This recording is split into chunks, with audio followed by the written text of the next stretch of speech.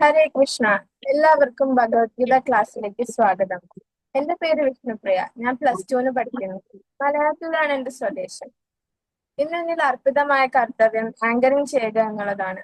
പ്രാർത്ഥനയോടുകൂടി നമുക്ക് ആരംഭിക്കാം. നമോ വിഷ്ണുപദായ കൃഷ്ണപൃഷ്ഠായ ഭൂതലേ ശ്രീമദേ ഭക്തിവേദാന്ത സ്വാമിനിധി നാമിനെ നമസ്തേ സരസ്വതി ദേവേ ഗൗരവാണി പ്രചാരിണേ നിർവിശേഷ ശൂന്യവാദി പാശ്ചാത്യദേശതാരിണേ ജയ ശ്രീ കൃഷ്ണ ചൈതന്യ പ്രഭു നിത്യാനന്ദ ശ്രീ അദ്വൈത ഗദാധര ശ്രീവാസാദി ഗൗരാ ഭക്തവൃന്ദ. ഹരേ കൃഷ്ണ കൃഷ്ണ കൃഷ്ണ ഹരേ ഹരേ ഹരേ രാമ രാമ രാമ ഹരേ ഹരേ ഹരേ കൃഷ്ണ കൃഷ്ണ കൃഷ്ണ ഹരേ ഹരേ ഹരേ രാമ രാമ രാമ ഹരേ ഹരേ ഹരേ കൃഷ്ണ കൃഷ്ണ കൃഷ്ണ ഹരേ ഹരേ ഹരേ രാമ രാമ രാമ ഹരേ ഹരേ. ഇന്ന് ഗീതാ മഹാത്മ്യത്തെ കുറിച്ച് നമുക്ക് പറഞ്ഞു തരുന്നത് ഹർഗ്രേസ് നളിനി രുക്മിണി ദേവദാസ് മാതാജിയാണ്. മാതാജി അതിനായി സാദരം ക്ഷണിച്ചുകൊള്ളുന്നു. ഹരേ കൃഷ്ണ. Thank you Vishnupriya. ഹരേ കൃഷ്ണ. എല്ലാവർക്കും നമസ്കാരം. അപ്പോ നമ്മള് ഭഗവത്ഗീത മഹാത്മ്യത്തെ പറ്റി 2 ദിവസമായി നമ്മൾ സംസാരിക്കുന്നു. അപ്പോ ഇന്നും കൂടെ 3 ശ്ലോകങ്ങളുണ്ട്. നമുക്ക് എന്താന്ന് വായിക്കാം. വിഷ്ണുപദായ കൃഷ്ണ കൃഷ്ണ ശ്രീമതേ ഭക്തി വേദാന്ത സ്വാമിനിധി നാമിനെ നമസ്തേ സരസ്വതി ദേവ് ഗൗരവാണി പ്രചാരണ നിർവിശേഷം പാശ്ചാത്യദേശാരണെ ജയ ശ്രീ കൃഷ്ണ ചൈതന്യ പ്രഭു നിത്യാന്തർഷിക്കു.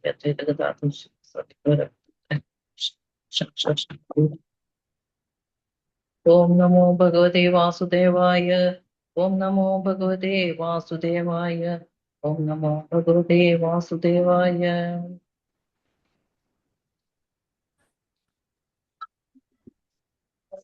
ഇത് 4 കഴിഞ്ഞു. ഇനി 5ാമത്തെ ശ്ലോകം.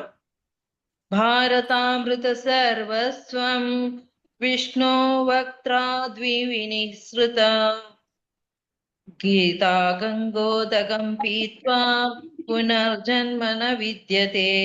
ഭാരതാമൃത സർവസ്വം വിഷ്ണു വക്ത്രാദ്വിനിസൃതം ഗീതാ ഗംഗോദകം പീത്വാ പുനർജന്മന വിദ്യത്തെ. അർത്ഥം എന്താന്ന് നോക്കാം. ഗംഗാജലം പാനം ചെയ്യുന്നവൻ മോക്ഷം പ്രാപിക്കുന്നു.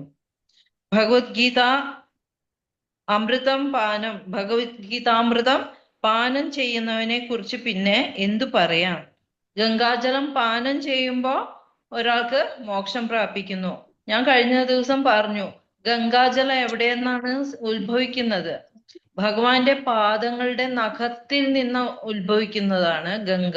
അതായത് ഭൂഗോളത്തിന്റെ ഈ ബ്രഹ്മാണ്ടത്തിന്റെ മേൽത്തട്ട് പൊട്ടിയിട്ട് അതിന്റെ പുറത്തുള്ള കാരണകടൽ എന്ന് പറഞ്ഞിട്ട് കാരണകടൽ എന്ന് പറഞ്ഞിട്ടുണ്ട്. അപ്പൊ ഈ മേൽത്തട്ട് പൊട്ടിയിട്ട് ആ സമുദ്രം ആ ഭഗവാന്റെ നഖത്തിൽ നിന്നും താഴേക്ക് ഈ ബ്രഹ്മാണ്ടത്തിലേക്ക് പതിയുന്നു.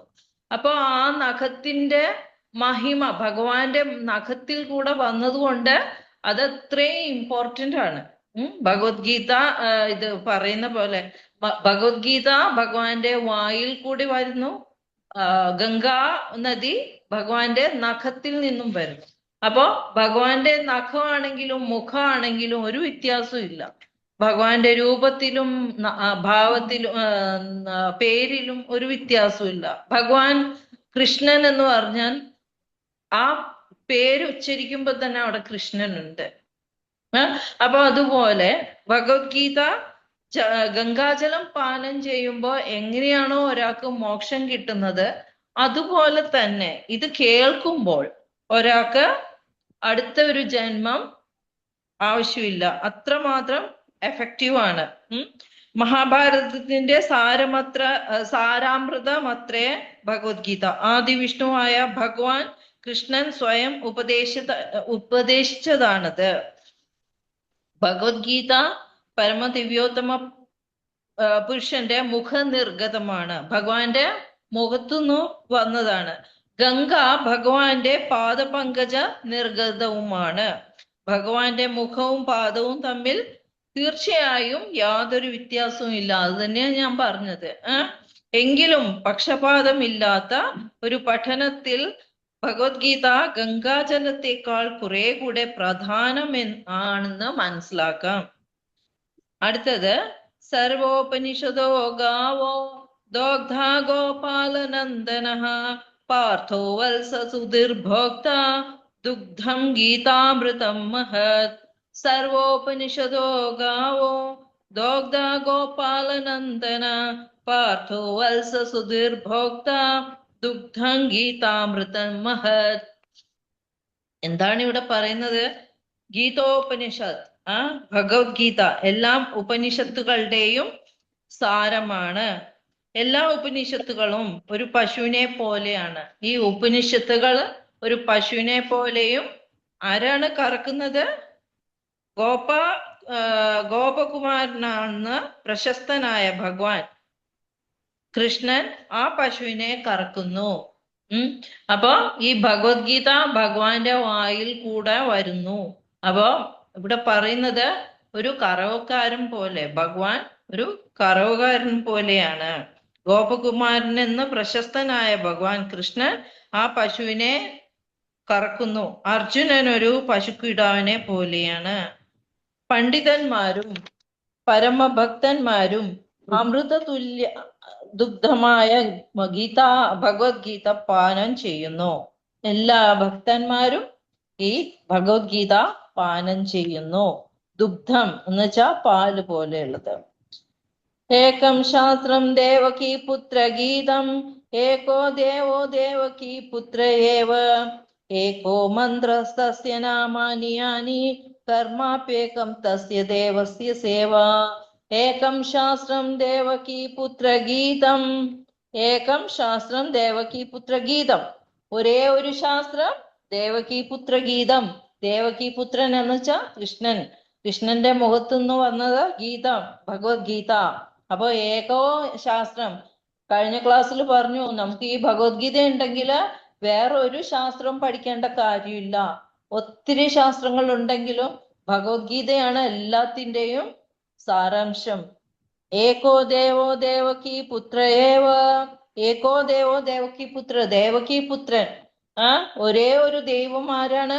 ദേവകീ പുത്രൻ. അത് സാക്ഷാൽ ശ്രീകൃഷ്ണൻ. ഏവ ഏകോ മന്ത്ര തസ്യ നാമാനി യാനി. ഏകോ മന്ത്ര തസ്യ നാമാനി യാനി. ഏതാ മന്ത്രം? മഹാമന്ത്രം. ഒരേ ഒരു മന്ത്രം. ഹരേ കൃഷ്ണ കൃഷ്ണ കൃഷ്ണ ഹരേ ഹരേ, ഹരേ രാമ രാമ രാമ ഹരേ ഹരേ. ഭഗവാന്റെ ഹരിനാമമാണിത്. നമ്മള് ആ മന്ത്രത്തിലൂടെ എത്രയോ തവണ ശ്രീകൃഷ്ണനെ വിളിക്കുന്നു അല്ലെ. ഹരേ കൃഷ്ണ കൃഷ്ണ കൃഷ്ണ കൃഷ്ണ ഹരേ ഹരേ, ഹരേ രാമ രാമ രാമ ഹരേ ഹരേ. അപ്പോ ഇവിടെ പറഞ്ഞിരിക്കുന്നത് ഒരേ ഒരു മന്ത്രം ജപിച്ചാൽ മതിയെന്ന്. എന്തുകൊണ്ട് അങ്ങനെ പറയുന്നു? തന്നാമ സങ്കീർത്തനമാണത്. അതായത് ഭഗവാന്റെ നാമമാണ്, സങ്കീർത്തനമാവുന്ന നാമമാണ്. അപ്പൊ അതെന്താന്ന് പറഞ്ഞാല് നമ്മൾ വിഷ്ണു സഹസ്രനാമം ചൊല്ലാറുണ്ട് അല്ലെ. വിഷ്ണു സഹസ്രനാമം ചൊല്ലുമ്പോ അതിന്റെ അവസാനം എന്താ, ശ്രീ ശിവൻ പരമശിവൻ പാർവതിയോട് പറയാണ്, ശ്രീരാമ രാമ രാമേതി രാമ, അത് കേനോപായന ലഘുന, അത് പാർവതി ചോദിക്കുകയാണ് ഏറ്റവും എളുപ്പമായിട്ടുള്ളത് എന്താണെന്ന് ചോദിക്കുകയാണ്. അപ്പൊ സഹസ്രനാമങ്ങൾ ഉണ്ടെങ്കിൽ ഏറ്റവും എളുപ്പമായിട്ട് നമുക്ക് എങ്ങനെ ജപിക്കാൻ പറ്റും ഭഗവാന്റെ നാമം? അപ്പോ ശ്രീരാമ രാമ രാമേതി രമേ രാമേ മനോരമേ സഹസ്രനാമ തത്തുല്യം. അപ്പോ വിഷ്ണു സഹസ്രനാമം ചൊല്ലിന് തുല്യമാണ് ഒരു ശ്രീരാമ എന്ന് പറയുന്നത്. അപ്പൊ അത്രയും മഹത്വമാണ് ഭഗവാന്റെ നാമം. അതുപോലെ ഒരു വേറെ ഇതില് പത്മപുരാണത്തിൽ പോലെ പറയുന്നത് എന്താ, 3 തവണ രാമ രാമ രാമ ചൊല്ലിയാല് 1 തവണ കൃഷ്ണൻ ചൊല്ലുന്നതിന് തുല്യമാണ്. അപ്പോ ഒരു വിഷ്ണു സഹസ്രനാമം ഈക്വൽസ് ഒരു ശ്രീരാമ അല്ലെ. അപ്പൊ 3 ശ്രീരാമ ചൊല്ലുമ്പോ ഒരു കൃഷ്ണൻ.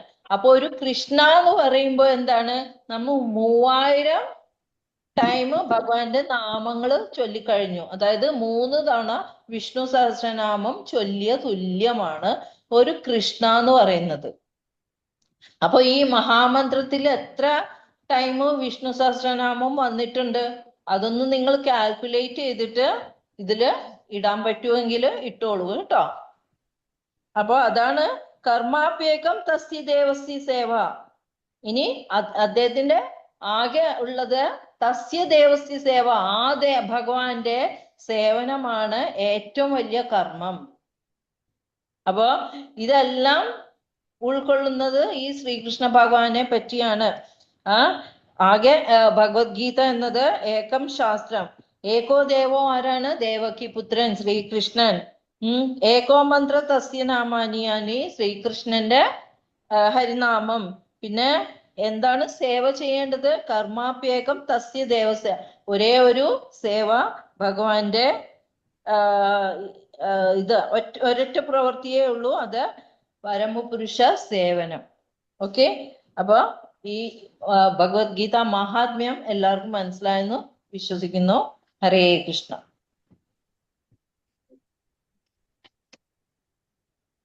ഹരേ കൃഷ്ണ. Thank you Mataji. ഗീതാ മഹാത്മ്യത്തെ പറ്റി വളരെ നന്നായി പറഞ്ഞു തന്നു.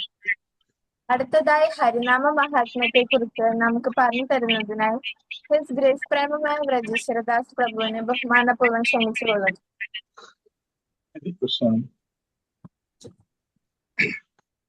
നമോ വിശ്വപാദായ കൃഷ്ണപ്രേഷ്ഠായ സ്വാമി. നമസ്തേ സാരസ്വതേ ദേവേ ഗൗരവാണി വിശേഷാരം. ജയ ശ്രീകൃഷ്ണ ചൈതന്യ നിത്യാനന്ദ ശ്രീ അദ്വൈതഗദാധര ശ്രീവാസാദി ഗൗരവത്തമരവിന്ദ. ഹരേ കൃഷ്ണ കൃഷ്ണ കൃഷ്ണ ഹരേ ഹരേ, ഹരേ രാമ രാമ രാമ ഹരേ ഹരേ. എല്ലാവർക്കും എൻ്റെ സാദര പ്രണാമങ്ങൾ. എന്നിൽ അർപ്പിതമായിരിക്കുന്ന കർത്തവ്യം ഹരിനാമ മഹാത്മ്യം പറയുക എന്നുള്ളതാണ്. എല്ലാവരും കേട്ടതാണ് മുൻ ക്ലാസ്സുകളിലെല്ലാം. ഹരിനാമ മഹാത്മ്യത്തെ കുറിച്ച് പറയുമ്പോൾ പ്രധാനമായും ഞാനൊരു ഔഷധ സേവ തന്നെയാണ് ഹരിനാമ മഹാത്മ്യം. കാരണം നമുക്ക് ഒരു ഡോക്ടർ രാവിലെ ഒരു മരുന്ന് കഴിക്കുക, ഉച്ചയ്ക്ക് ഒരു മരുന്ന് കഴിക്കുക, വൈകിട്ട് അല്ലെങ്കിൽ കിടക്കാൻ നേരത്തെ ഒരു മരുന്ന്. അപ്പൊ നമ്മള് വൈകുന്നേരം കിടക്കാൻ നേരത്ത് കഴിക്കേണ്ട മരുന്ന് രാവിലെ കഴിച്ചാൽ രോഗത്തിന് ശമനം ഉണ്ടാകുകയില്ല. അപ്പോൾ ആ സമയത്തിനനുസരിച്ച് കഴിക്കണം. നമുക്ക് 4 യുഗങ്ങൾ ഉണ്ട് എന്നുള്ളത് അറിയാം. അപ്പൊ ഇവിടെ ഓരോ യുഗത്തിലും നമ്മൾ ചെയ്യേണ്ട കർത്തവ്യങ്ങളുണ്ട്. ആ കർത്തവ്യം കലിയുഗത്തിൽ ചെയ്താൽ പ്രയോജനം നമുക്ക് ലഭിക്കുകയില്ല. ഇനി മാത്രമല്ല, നമുക്കറിയാം ഒരു ഡോക്ടറുടെ ഒരു പ്രധാന കഴിവ് നമുക്കറിയാം, ഒരു രോഗിയുടെ രോഗകാരണം എന്താണ് അതിന്റെ ലക്ഷണങ്ങൾ എന്ന് കൃത്യമായി മനസ്സിലാക്കി കഴിഞ്ഞാൽ ആ മരുന്ന് വളരെ ഫലപ്രദമാണ് എന്നുള്ളതാണ്. നമുക്കറിയാം കലിയുഗത്തിലെ ജനങ്ങളുടെ വിഷയങ്ങൾ എന്താണ്, ജനങ്ങൾ എങ്ങനെയാണ് രോഗബാധിതരാകുന്നത് എന്നെല്ലാം വളരെ വിശദമായി ശ്രീമദ് ഭാഗവതത്തിൽ പ്രതിപാദിച്ചിട്ടുണ്ട്. അതിന്റെ അർത്ഥം ഈ യുഗത്തിന്റെ പ്രശ്നങ്ങൾ എന്താണെന്ന് കണ്ടുപിടിച്ച ആചാര്യന്മാരിൽ നിന്നാണ് നമ്മൾ മരുന്ന് സേവിക്കേണ്ടത്. അപ്പോൾ ഈ കലിയുഗത്തിന്റെ പ്രശ്നങ്ങൾ എന്താണ്? മന്ദ സുമന്ദ മതയോ, നമ്മൾ മന്ദന്മാരാണ്, മന്ദഭാഗ്യവന്മാരാണ്, ആയുസ് കുറഞ്ഞവരാണ് എന്ന് തുടങ്ങി അതിനെ കുറിച്ച് പറഞ്ഞാൽ നിങ്ങൾക്ക് നിൽക്കില്ല. ശ്രീമദ് ഭാഗവതം വായിച്ചു കഴിഞ്ഞാൽ നമുക്ക് കലിയുഗത്തെ കുറിച്ചുള്ള കാര്യങ്ങൾ വളരെ വിശദമായി തന്നെ അറിയാം. അപ്പൊ നമുക്കറിയാം. അപ്പൊ സത്യയുഗത്തിൽ എന്താ? സത്യയുഗത്തില് തപസ്സനുഷ്ഠിച്ചുകൊണ്ടിരിക്കുമ്പോൾ തന്നെ നാമം ജപിക്കുന്നുണ്ട്. നമുക്ക് കണ്ടിട്ടുണ്ട് നമ്മൾ പുരാണങ്ങളിലെല്ലാം. ഒറ്റക്കാലിൽ തപസ് ചെയ്തുകൊണ്ട് നാമം ജപിക്കുക. അത് വളരെയധികം വർഷം കഠിനമായ തപശ്ചര്യകളോടുകൂടി അനുഷ്ഠിക്കുന്ന തപസ്യകളാണ്. എന്നതുപോലെ ത്രേതായുഗത്തിൽ യജ്ഞങ്ങൾ നമ്മൾ അർപ്പിക്കുമ്പോൾ അറിയാം, നെയ്യെല്ലാം അങ്ങനെ ഒഴിക്കുമ്പോൾ എല്ലാം ഭഗവാന്റെ തിരുനാമം അവിടെ കൂടെ ഉണ്ട്. പക്ഷെ യജ്ഞത്തിലൂടെയാണ് ആ തിരുനാമ ജപം സാധ്യമാക്കുന്നത്. പിന്നെ ദ്വാപര യുഗത്തിൽ വിഗ്രഹാരാധന വരുന്നുണ്ട്. അവിടെ പാഞ്ചരാത്ര വിധിയോട് കൂടിയിട്ടുള്ള വിഗ്രഹാരാധന ആയുധങ്ങൾ ജപിക്കേണ്ട നിരവധി ആചാര മര്യാദകളുണ്ട്. അപ്പൊ അവയോടൊപ്പം ഭഗവാന്റെ തിരുനാമ ജപത്തോടുകൂടിയാണ് നമുക്കറിയാം വിഗ്രഹത്തിന്റെ മുമ്പിൽ തിരുമേനിയൊക്കെ അർച്ചന അർപ്പിക്കുമ്പോൾ ഭഗവാന്റെ തിരുനാമം ജപിക്കുന്നുണ്ട്. അപ്പൊ നമുക്ക് ചിലപ്പോൾ ചിന്തിക്കാം, അല്ലെ, ഹിരണ്യകശിപൊക്കെ തപസ് അനുഷ്ഠിച്ചിട്ട് ബ്രഹ്മാവിനെയാണ് ചെയ്തത്. പക്ഷെ എന്താ കാര്യം? ഹരികൃഷ്ണ കേൾക്കാൻ പറ്റുന്നുണ്ട്? ഹരികൃഷ്ണ കേൾക്കാനല്ലേ? ഞാൻ പറയുന്നത് കേൾക്കുന്നുണ്ടോ? ഉണ്ടോ? കേൾക്കുന്നുണ്ട് പ്രഭു, കേൾക്കുന്നുണ്ട്. അപ്പൊ നമ്മളിവിടെ പറഞ്ഞത് നമ്മൾ പുരാണങ്ങളിലൊക്കെ കാണാം. എന്താണ് ഈ ഹിരണ്യകശിപൊക്കെ തപസ്സനുഷ്ഠിച്ച് ബ്രഹ്മാവിനെയൊക്കെയാണ് പ്രത്യക്ഷപ്പെടുത്തുന്നത്. പക്ഷെ ഹിരണ്യകശിപ് ഭഗവാനാൽ വധിക്കപ്പെടുകയാണ്. അപ്പൊ ആത്യന്തികമായ തപസ്യ, ആത്യന്തികമായ മുക്തി വരുത്തുവാൻ, മോക്ഷം വരുത്തുവാൻ, അമരത്വം നൽകുവാൻ വിഷ്ണുവിനാണ് കഴിയുള്ളൂ എന്ന് പറയുന്നുണ്ട് ദേവന്മാര്. അപ്പൊ മറ്റു ദേവീ ദേവന്മാരുടെ നാമത്തോടു കൂടിയുള്ള പ്രാർത്ഥനകളൊക്കെ ഉണ്ട് എന്ന് ഭഗവത്ഗീതയിൽ ഉണ്ട്. പക്ഷെ അതിന്റെ ആത്യന്തിക ഫലം എന്താണെന്നും ആ ഫലം നൽകുന്നത് എന്താണെന്നൊക്കെ നമ്മൾ ഭഗവത്ഗീത മുന്നോട്ട് പഠിക്കുമ്പോൾ മനസ്സിലാവും. അതുകൊണ്ട് കൃഷ്ണ തിരുനാമം എന്താണെന്ന്, ആ ശക്തി എന്താണെന്ന് മനസ്സിലാവാൻ നമുക്ക് ഈ ശാസ്ത്ര പഠനം നമുക്ക് മനസ്സിലാക്കാൻ കഴിയും. അതുപോലെ തന്നെയാണ് നമുക്ക് മനസ്സിലാവുന്ന എന്താ, ഈ കലിയുഗത്തില് ഭാഗവത്തിൽ പറയുന്നില്ലേ, കലിയുഗത്തില് കലേർ ദോഷനിധേ രാജൻ, കലിയുഗം ദോഷം കൊണ്ട് നിറഞ്ഞതാണ്. നമുക്ക് ഈ ദോഷങ്ങളെ കുറിച്ച് പറഞ്ഞാൽ എണ്ണിയാൽ തീരില്ല. നമ്മൾ വെറുതെ വീട്ടിൽ ഒരു പ്രശ്നത്തിന് പോകാതെ അകത്തിരുന്നാലും ദോഷം ഡോറിൽ മുട്ടി വരുന്ന പറയുന്നത്. ഒരു പ്രശ്നത്തിനും പോകേണ്ടതില്ല. അങ്ങനെ കലേർ, അതുകൊണ്ടാണ് ദോഷനിധേ രാജൻ എന്ന് തന്നെ പറയുന്നത്. ദോഷങ്ങളാൽ നിറഞ്ഞതാണ്. അസ്ഥികി ഏകോ മഹാൻ ഗുണ കീർത്തനാദേവ കൃഷ്ണസ്യ. അപ്പൊ കൃഷ്ണന്റെ തിരുനാമം മാത്രമാണ് നമുക്കിവിടെ ഈ പ്രശ്നങ്ങളിൽ നിന്നൊക്കെ മറികടക്കാൻ കഴിയുകയുള്ളൂ. അതുപോലെ തന്നെ നമുക്ക് മനസ്സിലാക്കാം, ഈ കലിയുഗത്തിൽ ഒരുപാട് ദോഷമുണ്ടെങ്കിലും പൂന്താനത്തിനെ പോലെയുള്ളവർ പറഞ്ഞിട്ടുണ്ടല്ലോ, യുഗം 4 നല്ലു കലിയുഗം സുഖമേ തന്നെ മുക്തി വരുത്തുവാൻ എന്നല്ലേ പറഞ്ഞിരിക്കുക. അതിലാണ് കൃഷ്ണ കൃഷ്ണ മുകുന്ദ ജനാർദ്ദന കൃഷ്ണ ഗോവിന്ദ എന്ന് രാമ എന്നിങ്ങനെ തിരുനാമങ്ങൾ ജപിച്ചാൽ, ഈ കലിയുഗത്തിൽ നമുക്ക് കൃഷ്ണന്റെ ഈ തിരുനാമങ്ങൾ ജപിച്ചാൽ, ഹരേ കൃഷ്ണ മഹാമന്ത്രം ജപിച്ചാൽ സർവ്വ വിഘ്നങ്ങളിൽ നിന്നും സർവ്വ തടസ്സങ്ങളിൽ നിന്നും മുക്തി വരുത്തുവാനുള്ള ഏക ഉപായമായിട്ട് ശാസ്ത്രങ്ങളിൽ പ്രതിപാദിച്ചിട്ടുള്ളതാണ് ഹരിയുടെ തിരുനാമം. പിന്നെ കലിയുഗത്തിന്റെ ഒരു പ്രത്യേകത, കലിയുഗം സാരാംശത്തിന്റെയും കൂടി ഒരു യുഗമാണ്. കാരണം ഭാഗവതം പറയുമ്പോ, ഭാഗവതത്തിലെ കുറിച്ച് സൂത ഗോസ്വാമിയോട് ആളുകളെ ചോദിക്കുമ്പോൾ പറയുന്നുണ്ട്, ഞങ്ങൾക്ക് മുഴുവൻ വേദങ്ങൾ പഠിക്കാൻ ഈ കലിയുഗത്തിലെ ജനങ്ങൾക്ക് അതിനുള്ള ബുദ്ധിയില്ല, സമയമില്ല, ആയുസ് കുറവാണ്, എല്ലാം ആണ്. അപ്പൊ അതുകൊണ്ട് ഈ മുഴുവൻ വേദങ്ങളുടെയും സാരാംശം പറഞ്ഞു തരാനാണ് പറയുന്നത്. ആ സാരാംശമാണ് ശ്രീമദ് ഭാഗവതം, കൃഷ്ണസ്തു ഭഗവാൻ സ്വയം എന്നുള്ളത്. അപ്പൊ ഈ സാരാംശം നമുക്ക് കലിയുഗത്തിൽ ലഭിക്കുകയാണ്. അത് നമ്മളുടെയൊക്കെ ഒരു മന്ദബുദ്ധി ആണെങ്കിൽ പോലും നമുക്ക് അതിന്റെ ഗുണം കൊണ്ട് ആചാര്യന്മാർ നമുക്ക് എന്ത് പറഞ്ഞു തന്നു? അല്ലെങ്കിൽ നമ്മൾ വേദങ്ങളൊക്കെ പഠിച്ചു കഴിഞ്ഞാൽ എന്തായിരിക്കും, നമ്മൾ ചിലപ്പോൾ വേറെ ആരാധനയിലേക്ക്, രൂപമില്ല, മറ്റു ദേവീ ദേവന്മാരുടെ നാമങ്ങളൊക്കെ തുല്യാണ് എന്നൊക്കെ ധരിച്ച് അങ്ങനെ മുന്നോട്ട് പോകും. അതുകൊണ്ടാണ് നമുക്ക് എന്തായി, സാരാംശം ഭഗവാനാണ്, കൃഷ്ണനാണ് പരമമായ ദിവ്യോത്തമ പുരുഷൻ, സർവ്വ പ്രപഞ്ചത്തിന്റെയും നാഥൻ കൃഷ്ണൻ തന്നെയാണ്. അതുകൊണ്ട് കൃഷ്ണനെ സർവ്വമായി നമ്മൾ പിടിച്ചോളൂ. അതുകൊണ്ടാണ് ഭഗവത്ഗീതയില് ഭഗവാൻ സർവധർമാൻ പരിത്യജ്യ മാമേകം ശരണം പ്രജ, എല്ലാ ധർമ്മങ്ങളും നമ്മൾ വിട്ടോളൂ, ഭഗവാനെ തന്നെ മുറുകെ പിടിച്ചോളൂ എന്ന് നമുക്ക് ശാസ്ത്രത്തിലൂടെയും ആചാര്യന്മാരിലൂടെയും എല്ലാം പറഞ്ഞു തരുന്നത്. തിരുനാമം തന്നെ നമുക്കറിയാം, 4 യുഗങ്ങളിൽ തപസ്യ അനുഷ്ഠിക്കുമ്പോഴും നാമം ജപിക്കുന്നുണ്ട്. യജ്ഞങ്ങൾ ചെയ്യുമ്പോൾ നാമം ജപിക്കുന്നുണ്ട്, വിഗ്രഹാരാധന ചെയ്യുമ്പോഴും നാമം പറയുന്നുണ്ട്. പക്ഷെ ആ ആരാധനകൾ എല്ലാം മാറ്റി നിർത്തിയിട്ട് നാമം എന്ന് പറയുന്ന ആ മഹത്തായ സത്യത്തെ കലിയുഗം നമുക്ക് തരുന്നു. അപ്പൊ നമ്മുടെ ഭാഗ്യത്തിന് ഈ ഒരു ഹരേ കൃഷ്ണ മഹാമന്ത്രം നമുക്ക് ജപിക്കുവാനായിട്ട് ഭഗവത്ഗീത ക്ലാസ് കഴിയുമ്പോൾ നമുക്ക് കൂടുതൽ രുചിയോടുകൂടി, എന്തിനാണ് നാമം ജപിക്കുന്നത്, അപ്പൊ പിന്നെ ശാസ്ത്രങ്ങൾ പഠിക്കേണ്ടതില്ലല്ലോ എന്ന് ചിലപ്പോൾ ധരിക്കാം. അങ്ങനെയല്ല, ഭഗവാൻ ഭഗവത്ഗീതയിലൂടെ നമുക്ക് എങ്ങനെയാണ് ജീവിക്കേണ്ടതെന്നും ആ സാത്വികമായ ജീവിതത്തിലൂടെ ഹരിയുടെ തിരുനാമം വളരെ മാധുര്യമായി ജപിക്കുവാൻ ഈ ശാസ്ത്ര പഠനവും നമ്മളെ വളരെയധികം സഹായിക്കുന്നു. അതുകൊണ്ടാണ് നമുക്കറിയാം, മഹാഭക്തനായ കാശിയിൽ, പണ്ടൊക്കെ നമ്മുടെ കുട്ടിക്കാലത്ത് പറയും എല്ലാവരും ജീവത്യാഗം ചെയ്യാൻ കാശിയിലേക്ക് പോവാ എന്ന് പറയും.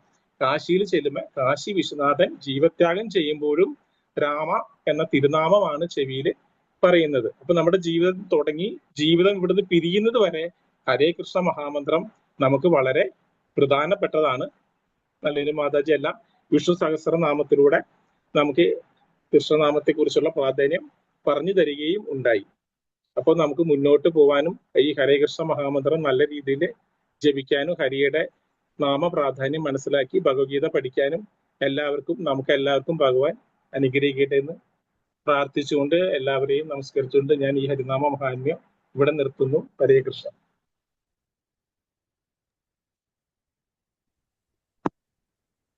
താങ്ക് യു പ്രഭു, വളരെ നന്നായി മനസ്സിലായി. ഇന്ന് ഭഗവത്ഗീതയിലെ 1-ാം അധ്യായത്തിലെ 21 മുതൽ 40 വരെ ശ്ലോകങ്ങൾ നമുക്കായി പറഞ്ഞു തരുന്നത് ഹർ ഗ്രേസ് ഭൂദേവി ദേവിദാസി മാതാജിയാണ്. ക്ലാസ് എടുക്കാൻ ക്ഷണിക്കുന്നതിന് മുമ്പായി മാതാജിയെ കുറിച്ച് 2 വാക്ക്. നമ്മുടെ പ്രിയപ്പെട്ട ഭൂദേവി മാതാജി സോഷ്യൽ വെൽഫെയർ ഡിപ്പാർട്ട്മെന്റിൽ സൂപ്രണ്ടായി കോഴിക്കോടിൽ ജോലി ചെയ്യവേ 2004 ജോലിയിൽ നിന്ന് വിരമിച്ചു. 2010 മുതൽ മാതാജി ഇസ്കോണുമായി ബന്ധപ്പെട്ട് പ്രവർത്തിച്ചു വരുന്നു. 2024 സെപ്റ്റംബറിൽ ഹിസ് ഹോളിനെസ് രാധാനാഥ് സ്വാമി മഹാരാജിൽ നിന്നും ദീക്ഷ സ്വീകരിച്ചു. മാതാജി അനുഗ്രഹ charitable trust four old people എന്ന സ്ഥാപനത്തിലും ഇസ്കോണിലും ക്ലാസുകൾ എടുക്കുന്നുണ്ട്. ഒപ്പം കുട്ടികൾക്കായി തമ്മനം ഭാഗത്തും മാതാജി ക്ലാസുകൾ എടുക്കുന്നു. ഈ പ്രായത്തിലും വളരെ ചുറുചുറുക്കോടെ നമുക്ക് ക്ലാസുകൾ നൽകുന്ന ഹർ ഗ്രേസ് ഭൂദേവി ദേവിദാസി മാതാജിയെ ക്ലാസ് എടുക്കുന്നതിനായി സാദരം ക്ഷണിച്ചുകൊള്ളുന്നു. ഹരേ കൃഷ്ണ, പ്രണാമം.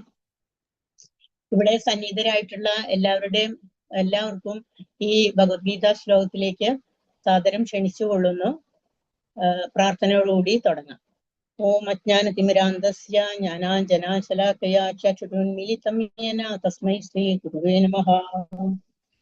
നമോ വിഷ്ണുപാദായ കൃഷ്ണപ്രേഷ്ഠായ ഭൂതലേ ശ്രീമതേ ഭക്തിവേദാന്ത സ്വാമിനി നാമിനേ നമസ്തേ സാരസ്വതേ ദേവേ ഗൗരവാണി പ്രചാരിണി നിർവിശേഷ ശൂന്യവാദി പാശ്ചാത്യദേശ താരിണി.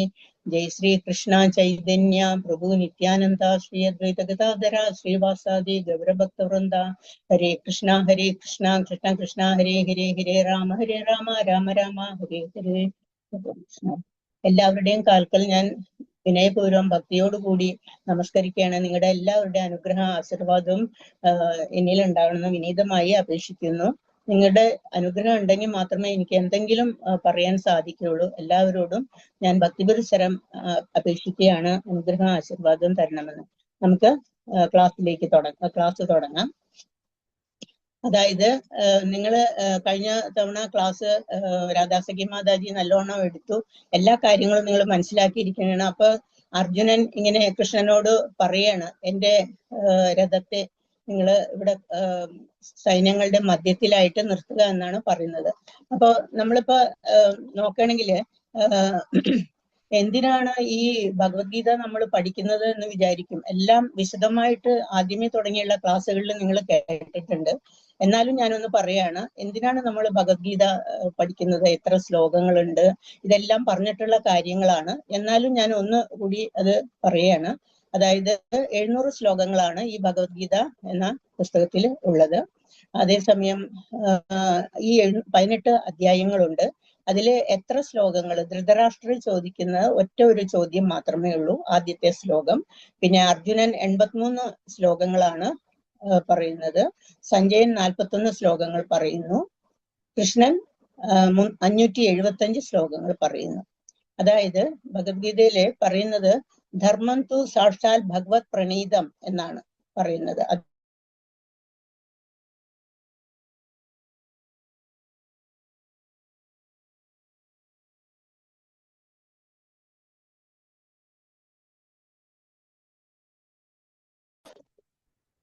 ആ കർമ്മഫലങ്ങള് കുറയ്ക്കാനായിട്ട് നമുക്ക് ഭഗവത്ഗീത വായിക്കുന്നതോടുകൂടി ഒക്കെ സാധിക്കും. ഈ നമ്മൾ പറയാറില്ലേ, കണ്ണിൽ കൊള്ളാനുള്ളത് പുരികത്ത് കൊണ്ടു എന്ന് പറയാറുണ്ടല്ലോ. അതുപോലെ നമുക്ക് ഇതിനെക്കുറിച്ച് ജ്ഞാനം ലഭിക്കുമ്പോൾ ആ ജ്ഞാനത്തിന് അനുസരിച്ച് നമുക്ക് ഉയർച്ച ഉണ്ടാവുകയും ചെയ്യും. നമ്മുടെ പ്രതിപ്രവർത്തനങ്ങളിൽ നിന്നും മുക്തരാകാൻ ഏത് തരം കർമ്മങ്ങളാണ് നമ്മൾ ചെയ്യേണ്ടത്, അല്ലെങ്കിൽ ഏത് തരത്തിലുള്ള കർമ്മങ്ങൾ നമ്മൾ ചെയ്തുകൂടാ എന്നുള്ള കാര്യങ്ങളെല്ലാം നമുക്ക് ഭഗവത്ഗീതയിൽ നിന്ന് പഠിക്കാനായിട്ട് സാധിക്കും. പിന്നെ ഭക്തിയുത സേവനവുമായി നമ്മൾ ബന്ധിതരാവുന്നില്ലെങ്കിൽ ഭൗതിക പ്രകൃതിയുടെ ത്രിഗുണങ്ങളിലെ അടിമകളായി മാറും നമ്മൾ. അപ്പൊ എന്ത് സംഭവിക്കും? അങ്ങനെ ആവുമ്പോൾ മായ നമ്മളെ പിടികൂടും. ഭൗതിക ത്രിഗുണങ്ങൾ ഏതാക്കെയാണ്? സാത്വിക ഗുണം, രജോ ഗുണം, തമോ ഗുണം. അപ്പൊ ഇതിൽ നമ്മൾ അകപ്പെട്ടു പോയാല് മായ നമ്മളെ പിടിക്കുകയും നീരാളി പിടുത്തം പോലെ നമ്മളെ വിടാതെ അങ്ങനെ ഇത് ചെയ്യുകയും ചെയ്യും.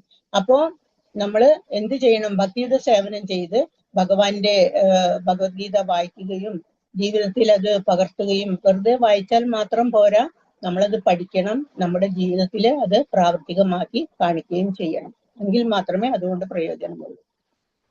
ഭഗവത്ഗീത വായിച്ചു കഴിയുമ്പോൾ നമുക്ക് മനസ്സിലാകും കൃഷ്ണൻ ഒരു പരമദിവ്യോത്തമ പുരുഷനാണ് എന്നുള്ള കാര്യം നമുക്ക് വ്യക്തമായിട്ട് മനസ്സിലാകും. ഒരു പ്രാവശ്യം വായിച്ചാൽ മനസ്സിലായില്ലെങ്കിൽ പല പ്രാവശ്യം നമ്മൾ വായിക്കണം. എന്നും ഡെയിലി വായിക്കുമ്പോൾ നമുക്ക് ഒരു 2.5 മാസം 3 മാസം കൊണ്ട് നമ്മൾ ഈസി ആയിട്ട് വായിച്ചെടുക്കാൻ സാധിക്കും. അങ്ങനെയാണെങ്കിൽ എത്രയോ പ്രാവശ്യം നമുക്ക് വായിച്ച് മനസ്സിലാക്കാൻ സാധിക്കും.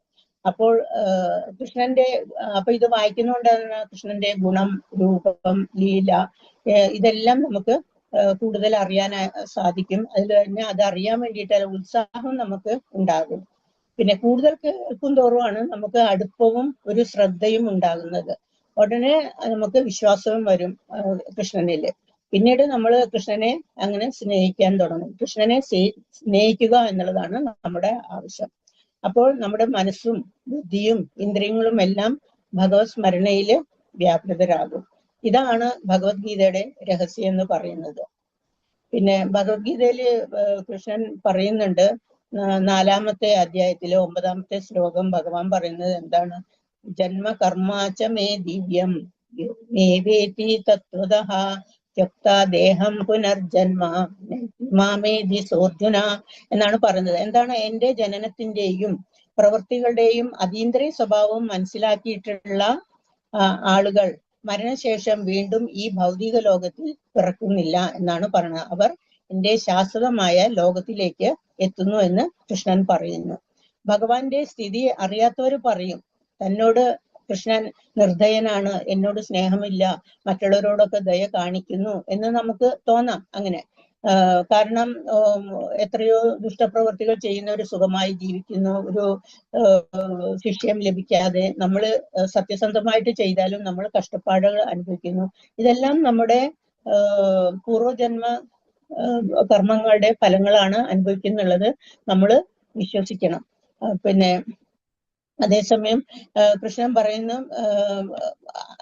പറയുന്നുണ്ട്, മറ്റുള്ള ഭഗവത്ഗീതയിൽ പറയുന്നത് എന്താ? സമൂഹം സർവഭൂതേഷു നാമേ ദേശോസ്തി നാ പ്രിയ. എനിക്ക് ആരോടും ദേഷ്യമോ പ്രിയമോ ഇല്ല, ഞാൻ എല്ലാവർക്കും തുല്യനാണ് എന്നാണ് പറയുന്നത്.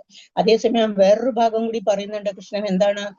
യേ ഭജന്തി തുമാം ഭക്ത്യ മയീതേ തേഷു ചാപ്യഹം. അതായത് ഒരുവൻ എന്റെ ഭക്തനാകുകയും എന്നിൽ പൂർണ്ണമായി എനിക്ക് സമർപ്പിക്കുകയും ചെയ്യുന്ന പക്ഷം ഞാൻ അവനെ പ്രത്യേക ശ്രദ്ധ നൽകുമെന്ന് ഭഗവാൻ ഭഗവത്ഗീതയിൽ പറയുന്നത്. അതുകൊണ്ടാണ് നമ്മൾ ഈ ഭഗവത്ഗീത വായിക്കുന്നത്. പറഞ്ഞ ഒരുപാട് ശ്ലോകങ്ങളുണ്ട്. എന്തെല്ലാം ചെയ്യണം, നമ്മൾ എന്തെല്ലാം ചെയ്തുകൂടാ, എത്രയെല്ലാം ഭക്ഷണം കഴിക്കണം, ഏത് രീതിയിൽ നമ്മൾ ഭഗവാനെ പൂജിക്കണം, എന്തെല്ലാം കഴിച്ചുകൂടാ, എല്ലാ വിവരങ്ങളും അടുത്തടുത്ത അധ്യായങ്ങളിൽ ഇങ്ങനെ വരുന്നുണ്ട്. അപ്പൊ ഇന്ന് ഇവിടെ എനിക്ക് പറയാനായിട്ട് തന്നിരിക്കുന്നത് 21-ാമത്തെ ശ്ലോകം, ചാപ്റ്റർ 1. നമുക്ക് അതിലെ കൂടി പോയി നോക്കാം.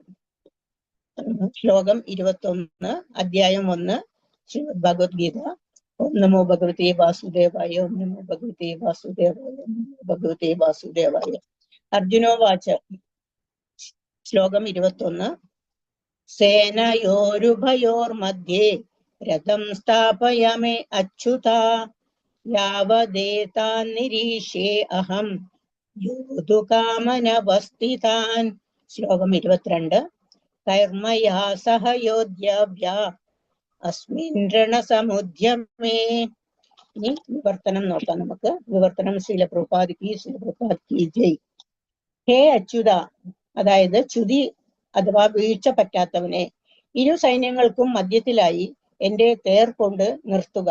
ആരൊക്കെയാണ് യുദ്ധകാംക്ഷികളായി ഇവിടെ വന്നിട്ടുള്ളതെന്ന് ഞാനൊന്ന് കാണട്ടെ എന്ന് അർജുനൻ ശ്രീകൃഷ്ണനോട് പറഞ്ഞിരിക്കുകയാണ്. ശ്രീകൃഷ്ണൻ തേരാളിയായിട്ട് അർജുനന്റെ രഥത്തിൽ ഉള്ളതാണ്. അപ്പൊ ശ്രീകൃഷ്ണൻ പരമദിവ്യോത്തമ പുരുഷനായിരുന്നിട്ടും കൃഷ്ണന്റെ അഹിതവുമായ കരുണയാലാണ് സുഹൃത്തായ അർജുനനെ സേവിക്കാനായിട്ട് ഒരുങ്ങിയിരിക്കുന്നത്.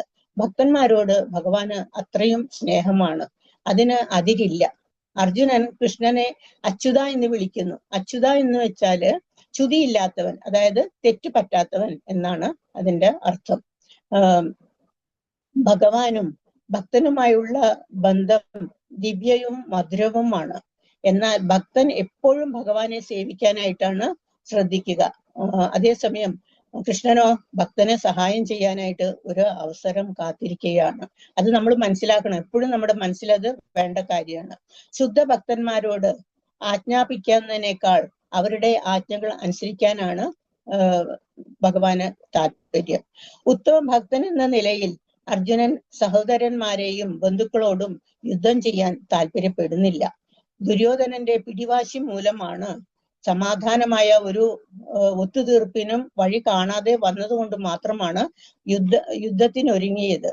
പോർക്കളത്തിൽ എത്തിയ ശേഷം ഒത്തുതീർപ്പില്ല, അത് എല്ലാവർക്കും അറിയാവുന്ന കാര്യമാണ്. എന്നാലും അവരെയൊക്കെ ഒന്ന് കാണാനും അവർക്ക് എത്ര താല്പര്യമുണ്ട് എന്നറിയാനുമാണ് രഥം സൈന്യങ്ങളുടെ മധ്യത്തിൽ കൊണ്ടുപോയി നിർത്താനായിട്ട് കൃഷ്ണനോട് അർജുനൻ പറഞ്ഞത്. അടുത്ത ശ്ലോകം നോക്കാം. ശ്ലോകം 23. യോത്സ്യമാനാനവേശ്യേഹം യായുകേതേ യത്ര സമാഗതഃ ധാർത്തരാഷ്ട്രസ്യ ദുർബുദ്ധേർ യുദ്ധേ പ്രിയചികീർഷവഃ.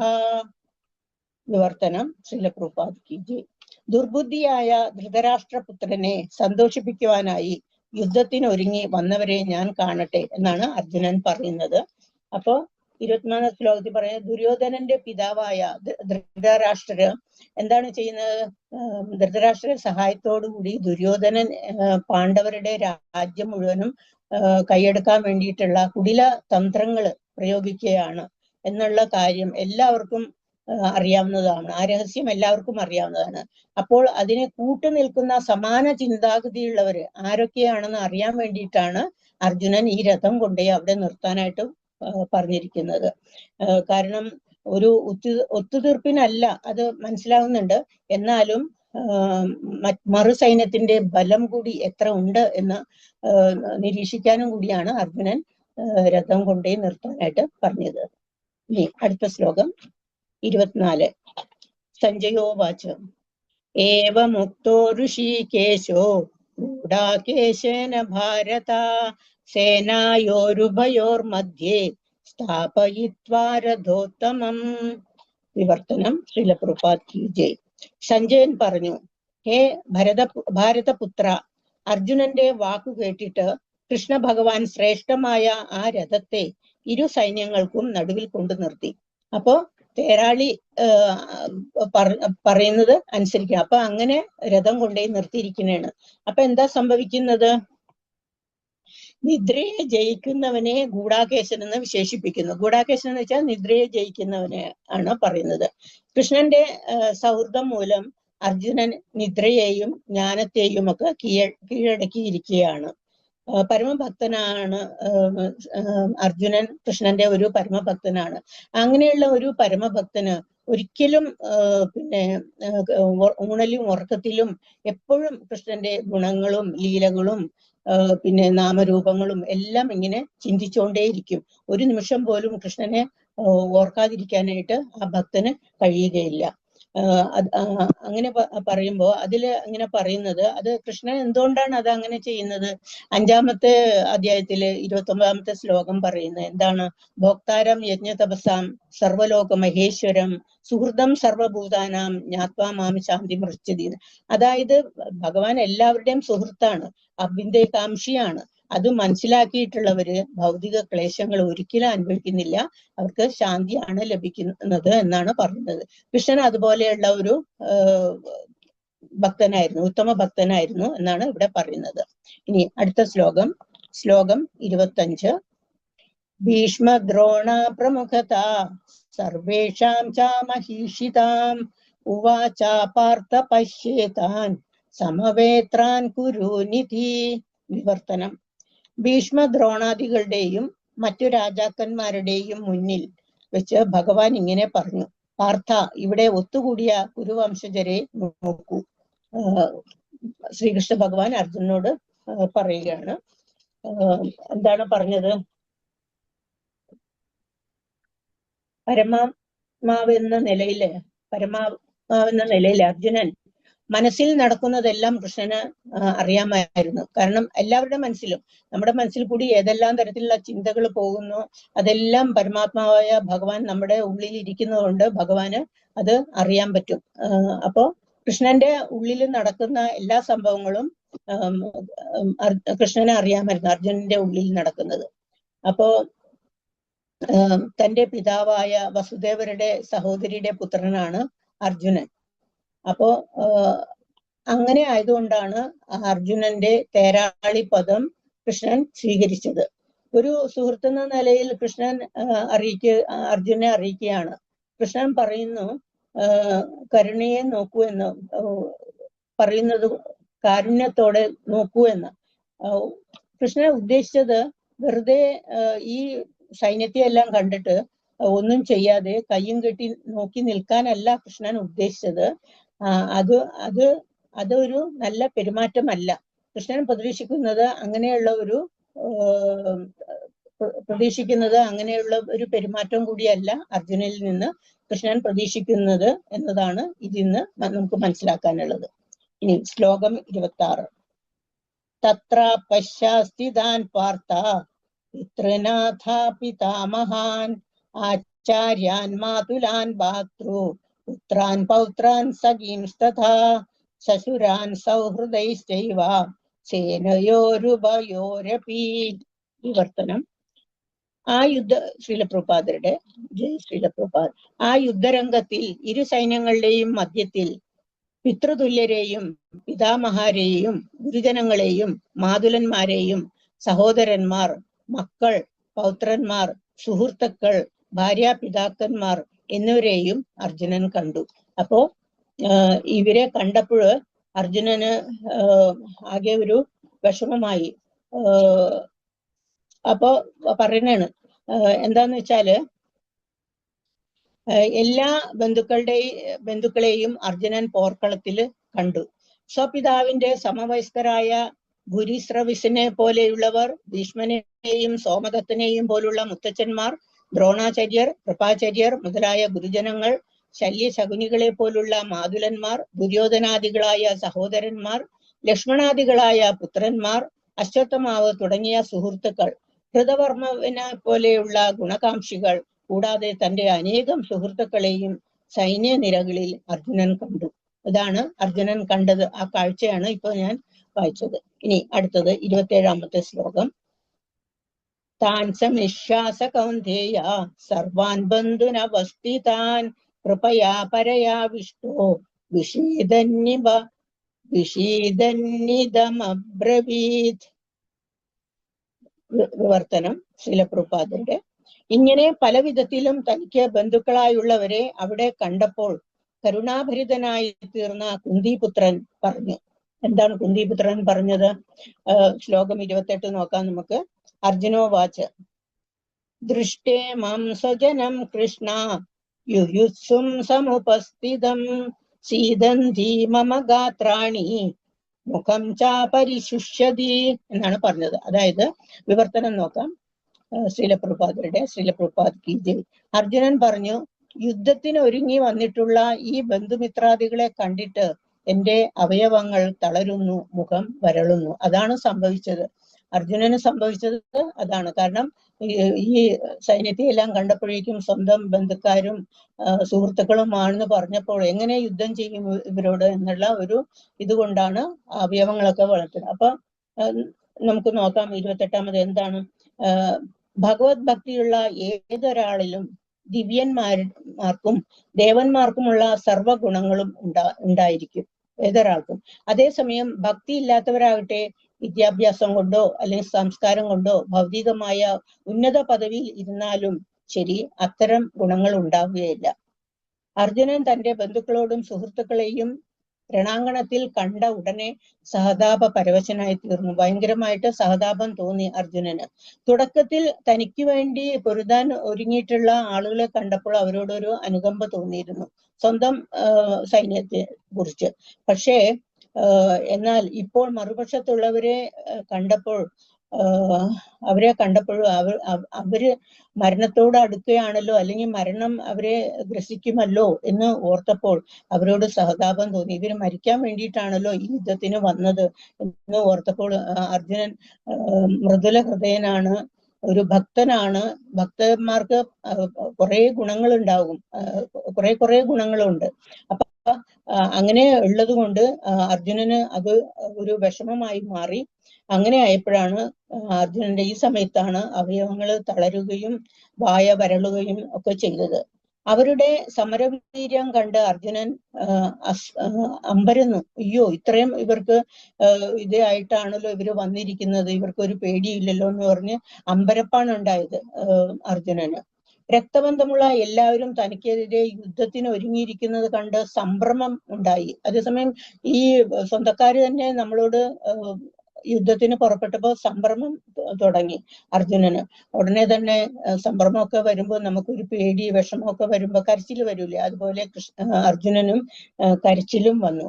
ഈ പ്രതികരണം ദൗർബല്യമല്ല, മറിച്ച് മൃദുല ഹൃദയത്വം കൊണ്ടാണ്. അപ്പൊ ദൗർബല്യം കൊണ്ടാണോ ഇങ്ങനെ ചെയ്യുന്നത് എന്ന് വിചാരിക്കരുത്.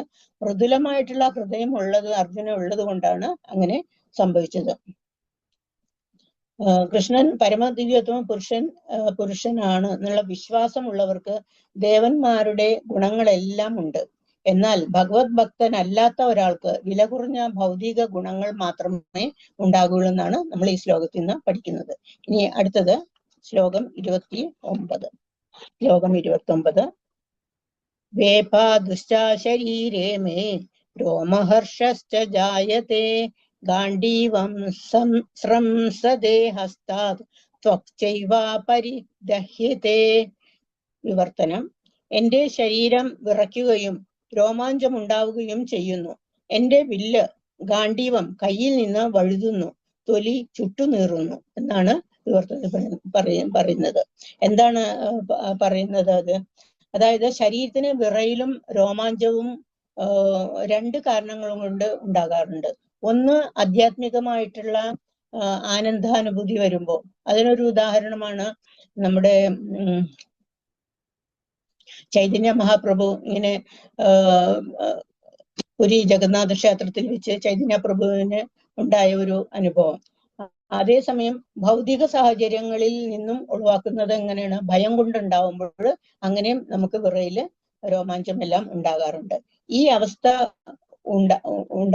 ഉണ്ടായിരുന്നു. ഭൗതിക ഭയം മൃത്യുഭയം കൊണ്ടാണ്, ഭൗതിക ഭയവും മൃത്യുഭയവും കൊണ്ടാണ് ഈ അവസ്ഥ ഉണ്ടായത്. അസ്വസ്ഥത കാരണം കയ്യിൽ നിന്നും ഗാണ്ഡീവം എന്ന ധനുസ്, പ്രശസ്തമായ ധനുസ് കയ്യിൽ നിന്നും ഊർന്നു വീഴുകയും ഹൃദയത്തിലെ നീറ്റൽ തൊലിപ്പുറത്ത് അനുഭവപ്പെടുകയും ചെയ്തു.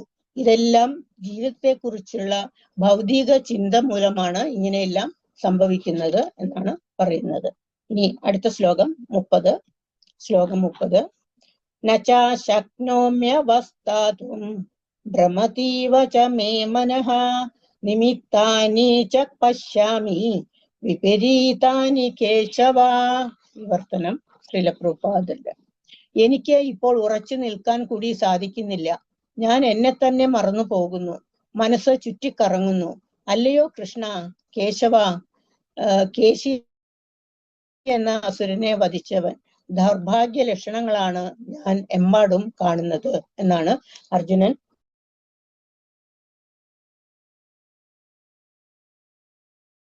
പറയുന്നത്. നമുക്ക് എന്താന്ന് നോക്കാം. അത് നിൽക്കാൻ പറ്റുന്നില്ല. കാരണം ഇതെല്ലാം കണ്ടിട്ട് സംഭ്രമപ്പെട്ടിട്ട് കരച്ചിൽ വന്ന് ഭയം വന്ന് നിൽക്കാൻ തന്നെ നിൽക്കാൻ പറ്റുന്നില്ല. ഭൗതികമായിട്ടുള്ള ഭൗതിക വിഷയങ്ങളിൽ അമിതമായ ആസക്തി മനുഷ്യനെ അമ്പരിപ്പിക്കുന്ന വിഷമസ്ഥിതിയിലാക്കും. അധികമായിട്ട് നമ്മൾ ഭൗതികതയിൽ ചേരുമ്പോൾ നമുക്ക് പല കാര്യങ്ങളും വിഷമപ്പെടുത്തുന്നതായിരിക്കും. യുദ്ധം രംഗത്ത് ഭാവി വിപത്തിനെ മാത്രമേ അർജുനൻ കണ്ടുള്ളൂ.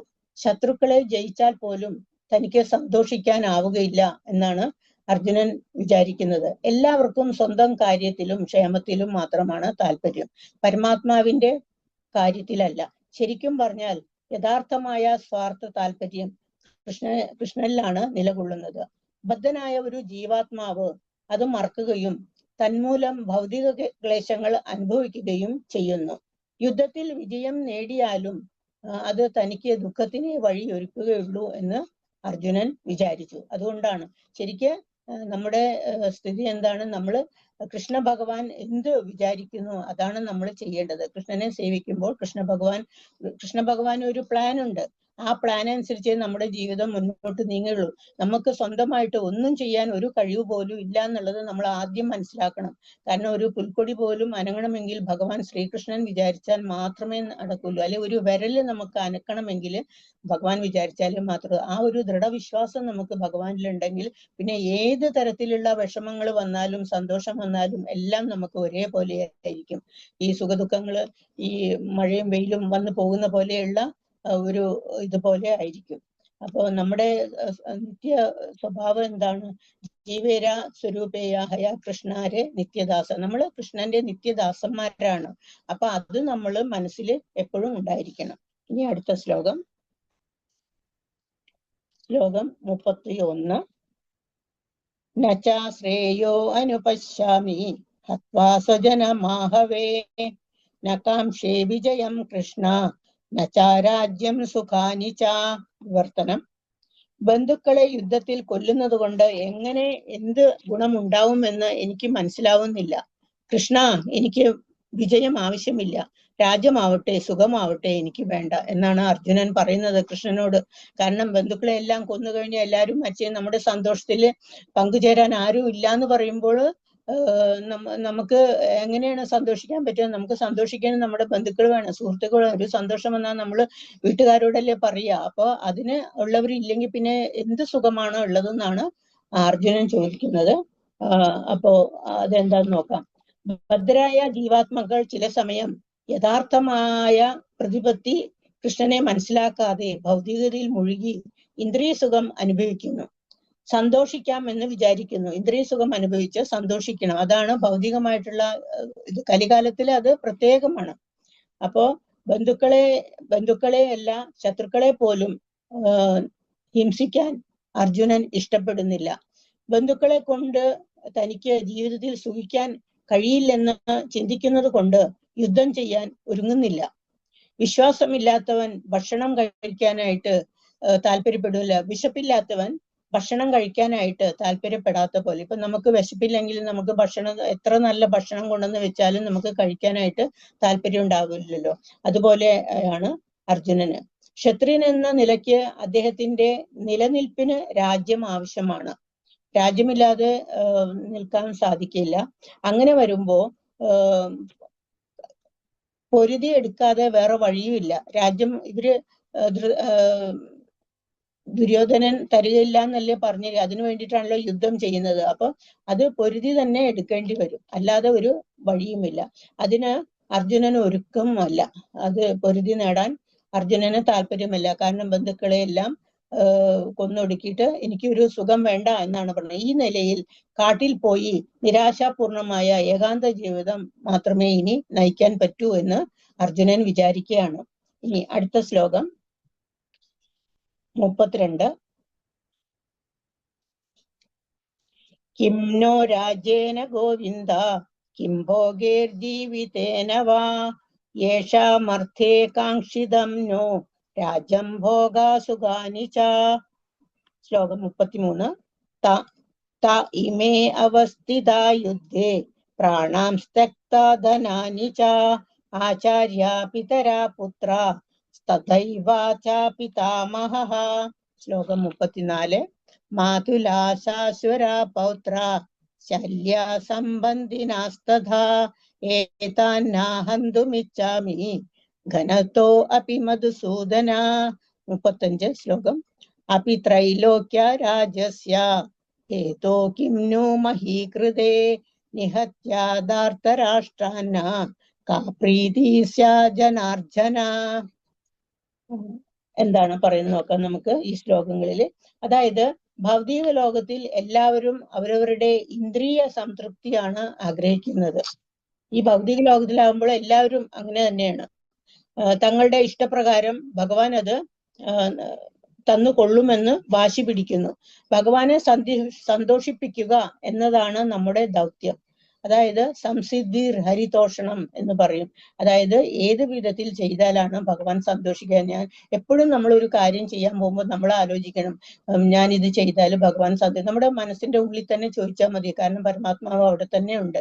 അപ്പൊ അതിനുള്ള തക്ക മറുപടി കിട്ടും. ഇപ്പൊ എന്തെങ്കിലും ഒരു സാധനം ഒരാൾക്ക് കൊടുക്കാൻ പോകുമ്പോൾ അയാൾക്ക് ഇത് ആവശ്യപ്പെട്ടതാണോ, അല്ലെങ്കിൽ അയാൾക്ക് സന്തോഷമാകുമോ, അല്ലെങ്കിൽ അയാൾക്ക് പ്രയോജനപ്പെടുമോ എന്ന് നമ്മളോട് മനസ്സിനോട് ചോദിച്ച് ഓരോരുത്തർക്ക് ഇഷ്ടമുള്ള സാധനം അവർക്ക് ആവശ്യമുള്ള സാധനം നമ്മൾ കൊടുക്കുകയാണെങ്കിൽ അത് ഒരു നല്ല കാര്യമാണ്. അപ്പൊ നമ്മള് ഭഗവാനെ അത് ആ ചെയ്യുന്ന പ്രവൃത്തി ഭഗവാൻ സന്തോഷിക്കുമെന്ന് തീർച്ചയായിട്ടും നമ്മൾ ചെയ്തിരിക്കണം. അതേസമയം ഭഗവാൻ ഇഷ്ടമില്ലാത്ത കാര്യങ്ങൾ നമ്മൾ ചെയ്യാനും പാടില്ല എന്നുള്ളതാണ് ഇതിൽ നിന്ന് നമ്മൾ മനസ്സിലാക്കേണ്ടത്. അപ്പോ യുദ്ധത്തിൽ എല്ലാവരും മരിച്ചാൽ ഐശ്വര്യത്തിൽ പങ്കുചേരാൻ ആരും ഉണ്ടാവുകയില്ലല്ലോ എന്ന് അർജുനൻ വിചാരിക്കുകയാണ്. ഈ ഭൗതിക ജീവിതത്തിലെ കണക്കുകൂട്ടലാണിത്. ആധ്യാത്മിക ജീവിതത്തിലെ കണക്കുകൂട്ടൽ വേറെയാണ്. അതായത് അർജുനൻ ബന്ധുക്കളെ ഹിംസിക്കാൻ ഇഷ്ടപ്പെടുന്നില്ല. അങ്ങനെ എങ്കിൽ കൃഷ്ണൻ ചെയ്യട്ടെ എന്നാണ് അർജുനൻ പറയുന്നത്. എനിക്ക് ആരെയും കൊല്ലാൻ വയ്യ, അങ്ങനെ അത്ര കൊല്ലണമെന്ന് നിർബന്ധമാണ്, കൃഷ്ണൻ തന്നെ കൊന്നോട്ടെ, ഞാൻ എന്തിനു കൊല്ലണം എന്നതാണ് അർജുനൻ വിചാരിക്കുന്നത്. ഇതിനെ കുറിച്ചുള്ള കാര്യങ്ങളെല്ലാം അടുത്ത അധ്യായങ്ങളിൽ വളരെയധികം വിശദമായിട്ട് നമുക്ക് കേൾക്കാനായിട്ട് സാധിക്കും. ഇനിയുള്ളവർ അതിനെക്കുറിച്ചൊക്കെ വിശദമായിട്ട് പറയും.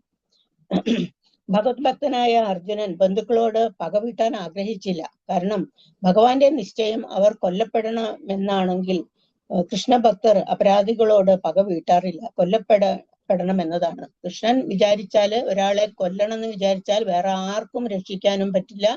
കൃഷ്ണനെ ഒരാളെ രക്ഷിക്കണം എന്ന് വിചാരിച്ചാല് വേറെ ആർക്കും അയാളെ കൊല്ലാനും പറ്റൂല. ആ ഒരു തത്വം നമ്മൾ മനസ്സിലാക്കിയിരിക്കണം. അപ്പൊ എല്ലാം നടക്കുന്നത് കൃഷ്ണ ഭഗവാന്റെ ഇച്ഛയാലാണ് എന്നുള്ള ഒരു ദൃഢവിശ്വാസം നമുക്ക് എപ്പോഴും ഉണ്ടായിരിക്കണം. അപ്പൊ കൃഷ്ണ ഭക്തന്മാരെ എങ്ങനെയാണ്? അപരാധികളോട് പോലും പകവീട്ടാറായിട്ട് തീർച്ചയായിട്ടും ഇഷ്ടപ്പെടുകയില്ല, ഭഗവാൻ പൊറുക്കില്ല. അതേസമയം കൃഷ്ണൻ ഭക്തന്മാരോട് എന്തെങ്കിലും ചെയ്താല് കൃഷ്ണൻ പൊറുക്കുകയില്ല. അങ്ങനെയുണ്ട്.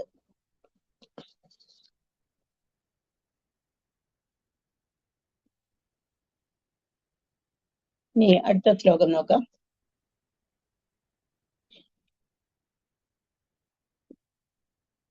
അതിന്റെ വിവർത്തനം വായിക്കാൻ വിട്ടുപോയി ഞാൻ, സോറി. ഒന്ന് വായിക്കാം വിവർത്തനം. ഈ 4 ശ്ലോകങ്ങളുടെ വിവർത്തനം വായിക്കാൻ വിട്ടുപോയി, സോറി. വായിക്കുന്ന: ഹേ ഗോവിന്ദ, രാജ്യം കൊണ്ടും ഭോഗങ്ങൾ കൊണ്ടും ജീവിതം കൊണ്ട് തന്നെയും ഞങ്ങൾക്ക് എന്ത് പ്രയോജനം? ആർക്കു വേണ്ടി ഞങ്ങൾ ഇതെല്ലാം ആഗ്രഹിക്കുന്നുവോ അവരെല്ലാം സ്വത്തും പ്രാണൻ കൂടിയും ഉപേക്ഷിക്കാൻ തയ്യാറായി ഇതാ രണാങ്കണത്തിൽ നിൽക്കുന്നു.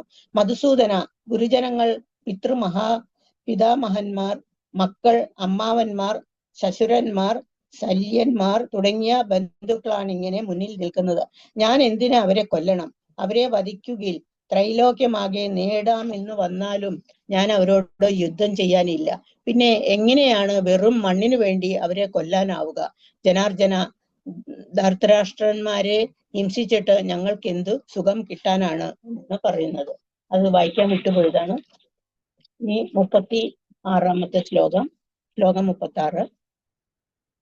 പാപമേവാശ്രയേ തസ്മാൻ ഹതേത്താന തതായിനഃ തസ്മാന്നാർഹ വയം ഹന്തും ധാർത്തരാഷ്ട്രാൻ സ ബാന്ധവാൻ സജനം ഹി കഥം ധത്വാ സുഖീനാ സ്യാമ മാധവ. വിവർത്തനം: അക്രമികളായ ഇവരെ കൊന്നാൽ ഞങ്ങൾക്ക് പാപമായിരിക്കും നേട്ടം. ധൃതരാഷ്ട്ര പുത്രന്മാരെയും സുഹൃത്തുക്കളെയും ഹിംസിക്കുക എന്നത് നമ്മൾക്ക് ഉചിതമല്ല.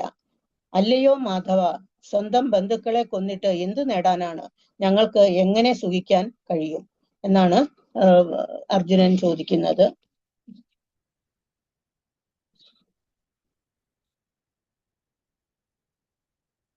മുപ്പത്താറ്.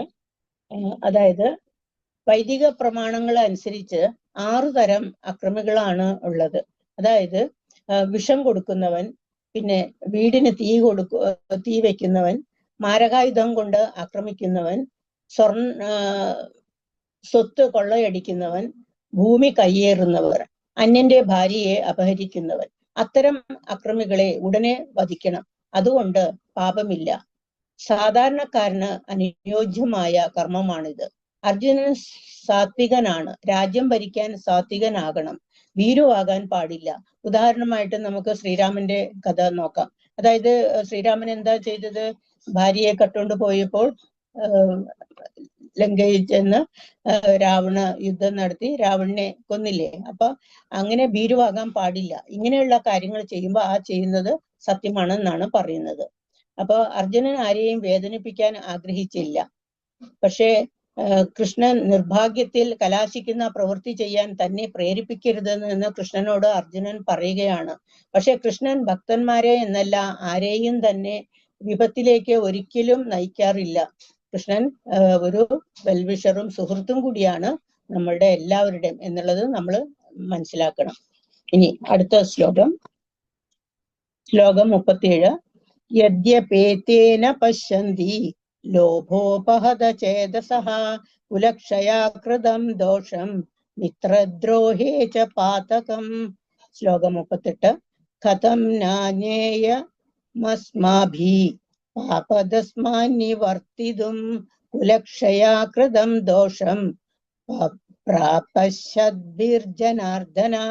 വിവർത്തനം: ജനാർദ്ദന, ലോഭാവേശം കൊണ്ട് ഇവർ ബന്ധുഹിംസയിലും സുഹൃത്തുക്കളോട് പൊരുതുന്നതിലും ദോഷം കാണിക്കുന്നില്ലെങ്കിലും കുലക്ഷയത്തിൽ നിന്നുണ്ടാവുന്ന ആപത്തുകളെ കുറച്ച് അറിവുള്ള നമ്മൾ ഈ പാപകർമ്മങ്ങളിൽ എന്തിന് വ്യാപൃതരാവണം എന്നാണ് ചോദിക്കുന്നത്.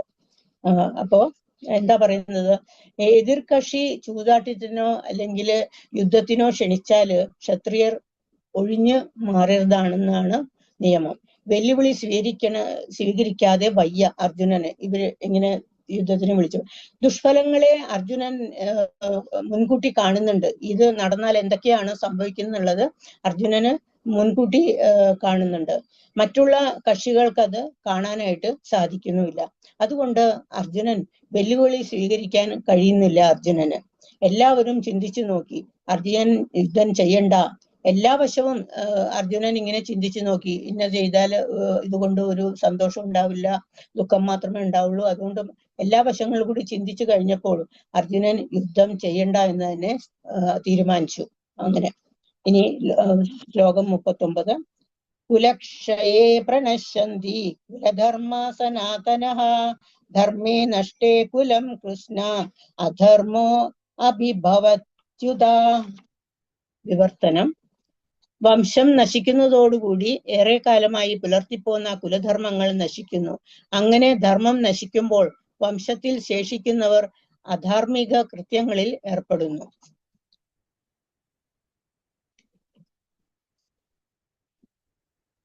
39. കുടുംബാംഗങ്ങളെ വേണ്ടുവണ്ണം വളരാനും ആത്മീയ മൂല്യങ്ങൾ നേടാനും സഹായിക്കുന്ന അനേകം മതാചാര വിശേഷങ്ങൾ വർണ്ണാശ്രമ വ്യവസ്ഥയിലുണ്ട്. ജനനം മുതൽ മരണം വരെ തുടരുന്ന ഈ ശുദ്ധീകരണ പ്രക്രിയകൾ തലമുതിർന്നവരുടെ ചുമതലയിൽ നടത്തുന്നു. അവർ മരിച്ചുപോയാൽ ശുദ്ധീകരണത്തിനുള്ള കുടുംബ ആചാര്യങ്ങൾ നിലച്ചേക്കും. ഇളം തലമുറ അധാർമിക സ്വഭാവം കൈക്കൊള്ളുകയും ചെയ്യും. അങ്ങനെ ആത്മീയമായ പുരോഗതിക്കുള്ള അവസരം നഷ്ടപ്പെടും. അതുകൊണ്ട് വംശപിതാക്കന്മാർ വധിക്കാൻ അർഹരല്ല എന്നാണ് അർജുനൻ പറയുന്നത്. ഇനി അടുത്ത ശ്ലോകം നോക്കാം. ശ്ലോകം 40. അധർമാഭിഭവാത് കൃഷ്ണ പ്രദുഷ്യന്തി കുലസ്ത്രിയാ സ്ത്രീഷു ദുഷ്ടാസു വാർഷ്ണേയ ജായതേ വർണ്ണസങ്കരഃ. വിവർത്തനം ശ്രീല പ്രഭുപാദാരുടെ ശ്രീ പ്രഭുപാദ് കി ജയ്. അല്ലയോ കൃഷ്ണ, കുലത്തിൽ അധർമ്മം മുന്നിട്ട് നിന്നാൽ സ്ത്രീകൾ ദുഷിച്ചു പോവും. അല്ലയോ വൃഷ്ണി കുലത്തിൽ പിറന്നവനെ, സ്ത്രീത്വം ദുഷിച്ചാൽ ആർക്കും വേണ്ടാത്ത കുട്ടികൾ ജനിക്കുന്നു. അതായത് സമൂഹത്തിലെ സജ്ജനങ്ങൾ കൂടുതൽ ഉണ്ടാകണം. അത് ജീവിതത്തിൽ സമാധാനത്തിനും ഐശ്വര്യത്തിനും ആത്മീയവിശ്വാസത്തിനും കളമൊരുക്കുന്നു. വർണ്ണാശ്രമ ധർമ്മ വ്യവസ്ഥകളിൽ ഇതിനനുസരിച്ച് ഉണ്ടാക്കിയതാണ്. വർണ്ണാശ്രമ ധർമ്മ വ്യവസ്ഥകൾ ഇതിനനുസരിച്ചാണ് ഉണ്ടാക്കിയതാണ്. അത്തരം ജനസമൂഹം സ്ത്രീകളുടെ ചാരിത്രത്തെയും വിശ്വാസത്തെയും ആശ്രയിച്ച് നിലനിൽക്കുന്നു. കുട്ടികൾ വഴിപിഴച്ചു പോകുന്നു. സ്ത്രീകൾ അധിപതിക്കുന്നു. അതുകൊണ്ട് കുട്ടികളെയും സ്ത്രീകളെയും മുതിർന്നവർ രക്ഷിക്കേണ്ടിയിരിക്കുന്നു. മതാചാരങ്ങൾ പാലിച്ചാലോ വഴിപിഴിക്കാൻ സാധ്യതയില്ല. വർണ്ണാശ്രമ ആചാര അനുഷ്ഠാനങ്ങളിൽ എപ്പോഴും ഏർപ്പെട്ടുകൊണ്ടിരുന്നാൽ അവരുടെ പാതിവൃത്യവും ഭക്തിയും കൊണ്ട് ഒരു നല്ല ജനതയെ വാർത്തെടുക്കാനായിട്ട് പറ്റും. വർണ്ണാശ്രമ വ്യവസ്ഥ തകർക്കാൻ സ്ത്രീകൾ പുരുഷന്മാരുമായി സ്വതന്ത്രമായി ഇടപെടുകയും അനാവശ്യമായ ജനപ്പെരുപ്പം ഉണ്ടാവുകയും ചെയ്യും. ഇത്തരം ഉത്തരവാദിത്തമില്ലാത്ത പുരുഷന്മാർ വ്യഭിചാര ആസക്തി വർദ്ധിപ്പിച്ച് ജനസംഖ്യ വർദ്ധിപ്പിക്കുകയും ചെയ്യുന്നു. മനുഷ്യവർഗത്തെ യുദ്ധവും പകർച്ചവ്യാധിയും അടിക്കടി ക്ഷയിപ്പിക്കാനായിട്ടും തുടങ്ങുന്നു. അപ്പോ ഇതാണ് പറയുന്നത്. അതുകൊണ്ട് നല്ലൊരു ജനതയെ വാർത്തെടുക്കാനായിട്ട് നമ്മൾ ശ്രദ്ധിക്കണം. എപ്പോഴും കൃഷ്ണാവബോധത്തിൽ ഉണ്ടായിരിക്കണം. ഭഗവത്ഗീത, ഭാഗവതം മുതലായവർ നമ്മൾ ഡെയിലി വായിക്കണം. അത് വായിച്ചു കഴിയുമ്പോൾ നമ്മൾക്ക് ഇതിനകത്ത് താല്പര്യം വന്ന് നമുക്ക് ഇതെല്ലാമായിട്ട് കൂടുതൽ ആത്മീയ പുരോഗതി നേടാനായിട്ട് സാധിക്കും. പിന്നെ ദ്രൗപദിയുടെ ഒരു പ്രാർത്ഥനയുണ്ട്, ഞാനത് ഒന്ന് വായിക്കാം ഇവിടെ. അത് ചൊല്ലുകയാണെങ്കിൽ വളരെ നല്ലതാണ്. ദ്രൗപദി വസ്ത്രാക്ഷേപം നടത്തിയപ്പോൾ ദ്രൗപദിക്ക് ദുശാസനൻ അങ്ങനെ ചെയ്തപ്പോഴേക്കും ഒരു പ്രാർത്ഥന പാടിയിരുന്നു. അത് ചൊല്ലുകയാണെങ്കിൽ വളരെ നല്ലതാണ്. കാരണം ഭഗവാൻ കൃഷ്ണനെ വളരെയധികം ഇഷ്ടപ്പെടും. ഞാനത് പറയാണ്. ശംഖചക്രഗദാപാണി ദ്വാരികാനിലയ അച്യുത ഗോവിന്ദ പുണ്ടരീകാക്ഷ രക്ഷമാം ശരണാംഗതീം രക്ഷമാം ശരണാംഗതീം. ഇത് എല്ലാ ദിവസവും നമ്മൾ പാടുകയാണെങ്കിൽ കൃഷ്ണനും ഭഗവാൻ വളരെയധികം ഇഷ്ടമാകും. നമുക്ക് എല്ലാവിധ കാര്യങ്ങളും ഭഗവാൻ നല്ല രീതിയിൽ നമുക്ക് നടത്തി തരുമെന്ന് പറഞ്ഞുകൊണ്ട് ഞാൻ എൻ്റെ വാക്കുകൾ അവസാനിപ്പിക്കുന്നു. ഹരേ കൃഷ്ണ. വാഞ്ചാകൽപതരുഭ്യശ്ച കൃപാസിന്ധുഭ്യേശ്ച പതിതാനാം പാവനേഭ്യോ വൈഷ്ണവേഭ്യോ നമോ നമഃ. ഹരേ കൃഷ്ണ.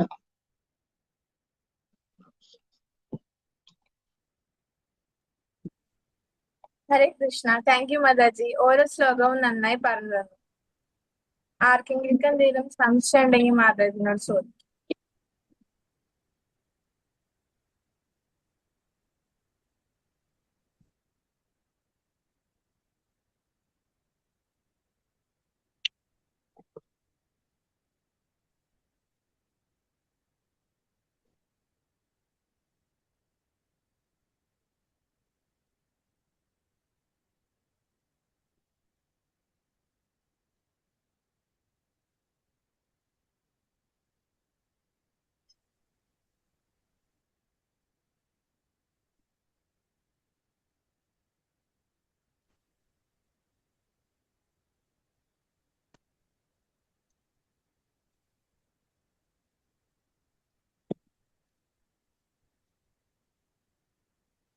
ഹരേ കൃഷ്ണ.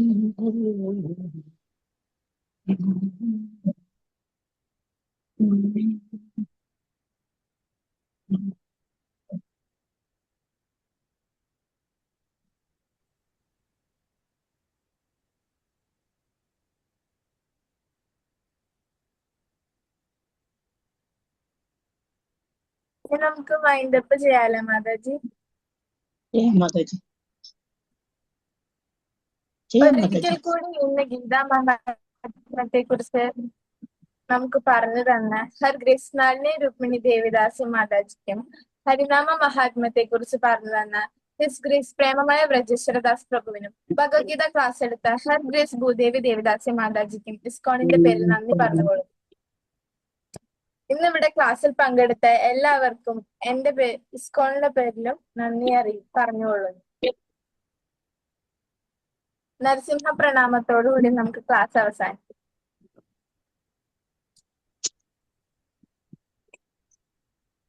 നമസ്തേ നരസിംഹായ പ്രഹ്ലാദായിനേ ഹിരണ്യകശിപോർവക്ഷഃ ശിലാടംഘാനഘാലായേ ഇതോ നരസിംഹ പരതോ നരസിംഹ യതോ യതോ യാമി തതോ നരസിംഹ ബഹിർനരസിംഹോ ഹൃദയേ നരസിംഹോ നരസിംഹമാദിം ശരണം പ്രപദ്യേ തവ കരകമലവരേ നാഗം അത്ഭുതശൃംഗം ദളിത ഹിരണ്യകശിപു താനുവൃന്ദ കേശവധൃത നരഹരിരൂപ ജയ ജഗദീശ ഹരേ ജയ ജഗദീശ ഹരേ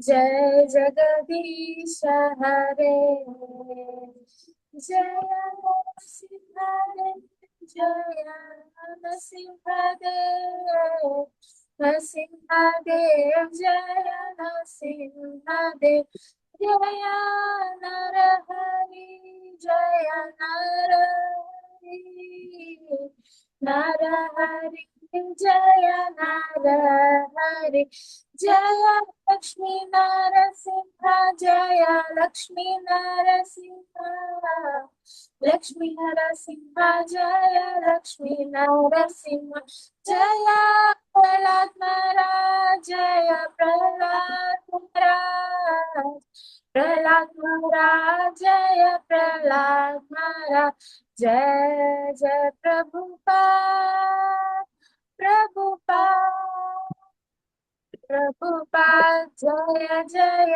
प्रभुपाद जय जय गुरुदेव गुरुदेव गुरुदेव जय जय गुरुदेव निताय गौर हरि बोल हरि बोल हरि बोल निताय गौर हरि बोल.